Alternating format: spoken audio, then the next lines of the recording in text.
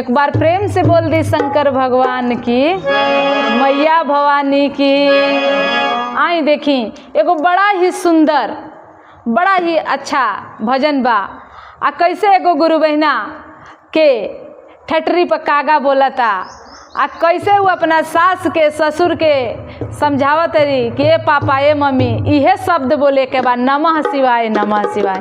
कैसे कहत रही कि ठटरिया ऊपरा कागा बोले नमः शिवाय हो, ठटरिया ऊपरा कागा बोले। कैसे बताओ तेरी कि ठटरिया ऊपरा कागा बोले नमः शिवाय हो, ठटरिया ऊपरा कागा बोले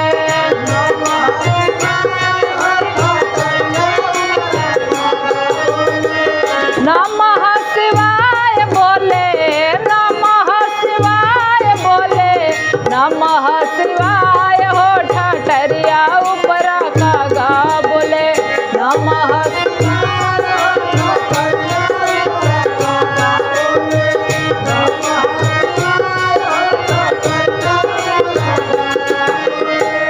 कागा के आवाज हमरा ससुर काने गइले हो,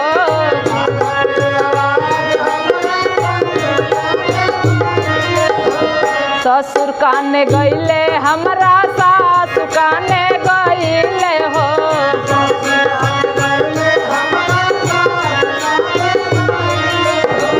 उहो जे बोले लगले, उहो जे बोले लगले नमः शिवाय हो, ठटरिया ऊपरा कागा बोले नमः शिवाय।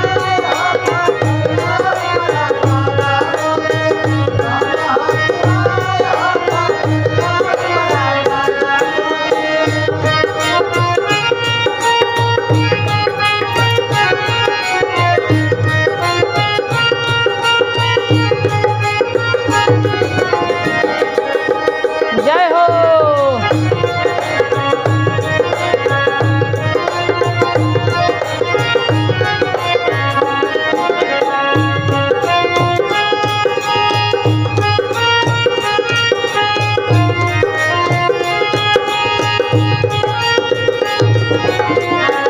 हर हर महादेव।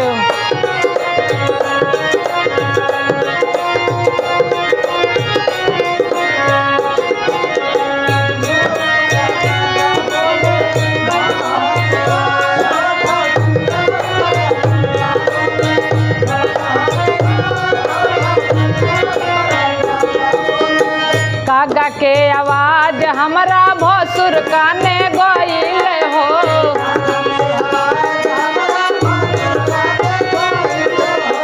भसुर काने गइले हमरा गोतिन काने गइले हो।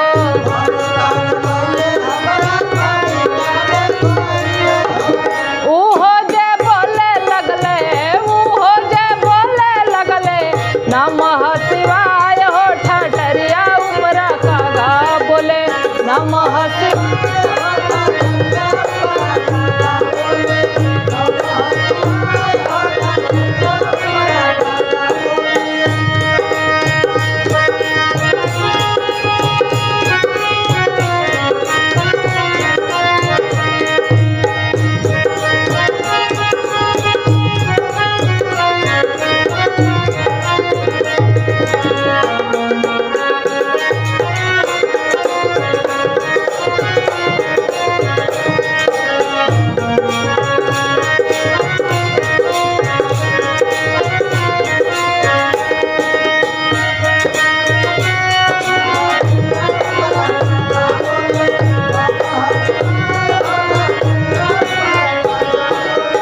कागा के आवाज हमरा देवर काने गइले हो,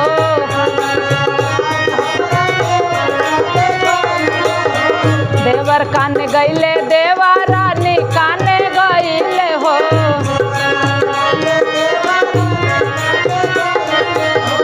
उहो जे बोले लगले, उहो जे बोले लगले नमः शिवाय हो, ठटरिया ऊपरा कागा बोले नमः शिवाय।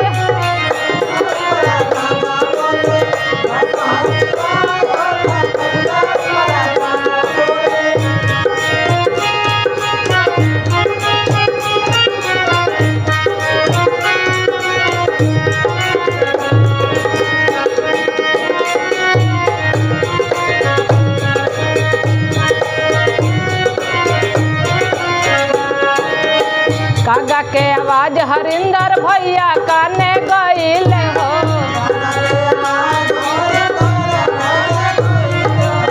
भैया काने गईले नीलम दीदी काने गईले हो।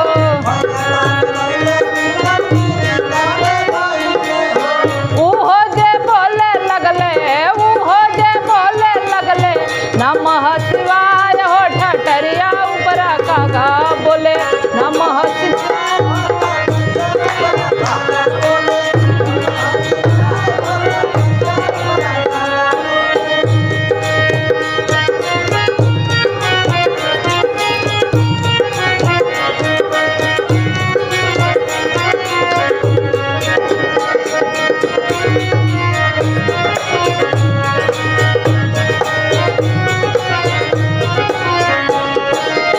कागा के आवाज हमरा स्वामी काने गईले हो।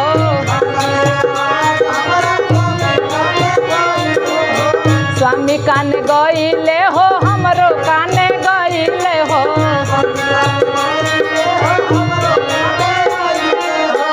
उहो जे बोले लगले हमहू जे बोले लगनी नमः शिवाय हो। ठठरिया ऊपर कागा बोले नमः शिवाय हो। ठठरिया ऊपर कागा बोले नमः शिवाय हो। ठठरिया ऊपर कागा बोले नमः शिवाय हो। ठठरिया ऊपर कागा बोले नमः शिवाय हो। ठठरिया ऊपर कागा बोले नमः शिवाय हो।